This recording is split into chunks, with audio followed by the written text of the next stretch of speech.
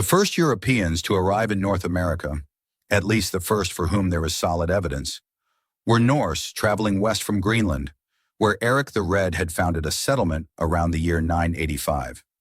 In 1001, his son Leif is thought to have explored the northeast coast of what is now Canada and spent at least one winter there.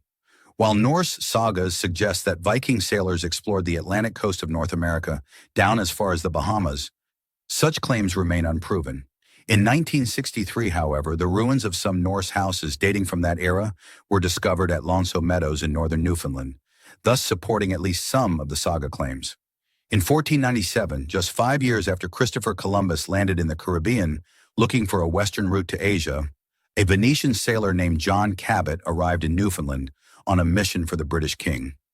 Although quickly forgotten, Cabot's journey was later to provide the basis for British claims to North America.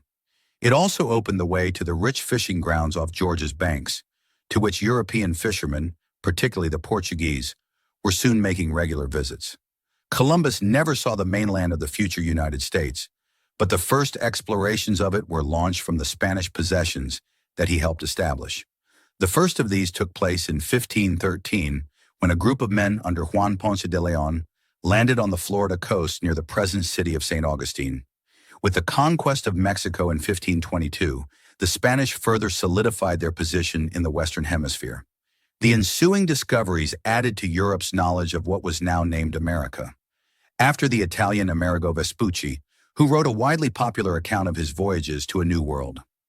By 1529, reliable maps of the Atlantic coastline from Labrador to Tierra del Fuego had been drawn up, although it would take more than another century before hope of discovering a northwest passage to Asia would be completely abandoned. Among the most significant early Spanish explorations was that of Hernando de Soto, a veteran conquistador who had accompanied Francisco Pizarro in the conquest of Peru. Leaving Havana in 1539, de Soto's expedition landed in Florida and ranged through the southeastern United States as far as the Mississippi River in search of riches. Another Spaniard, Francisco Vázquez de Coronado, set out from Mexico in 1540 in search of the mythical 7 cities of Cibola. Coronado's travels took him to the Grand Canyon in Kansas, but failed to reveal the gold or treasure his men sought. However, his party did leave the peoples of the region a remarkable, if unintended, gift. Enough of his horses escaped to transform life on the Great Plains. Within a few generations, the Plains Indians had become masters of horsemanship, greatly expanding the range of their activities.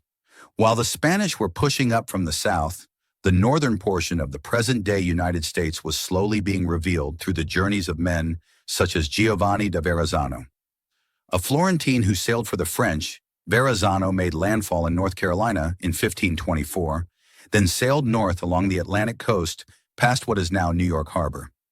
A decade later, the Frenchman Jacques Cartier set sail with the hope, like the other Europeans before him, of finding a sea passage to Asia. Cartier's expeditions along the St. Lawrence River laid the foundation for the French claims to North America, which were to last until 1763. Following the collapse of their first Quebec colony in the 1540s, French Huguenots attempted to settle the northern coast of Florida 2 decades later. The Spanish, viewing the French as a threat to their trade route along the Gulf Stream, destroyed the colony in 1565. Ironically, the leader of the Spanish forces, Pedro Menendez, would soon establish a town not far away, St. Augustine. It was the first permanent European settlement in what would become the United States. The great wealth that poured into Spain from the colonies in Mexico, the Caribbean, and Peru provoked great interest on the part of the other European powers. Emerging maritime nations such as England, drawn in part by Francis Drake's successful raids on Spanish treasure ships, began to take an interest in the New World. In 1578, Humphrey Gilbert, the author of a treatise on the search for the Northwest Passage, received a patent from Queen Elizabeth to colonize the heathen and barbarous lands in the New World that other European nations had not yet claimed. It would be 5 years before his efforts could begin.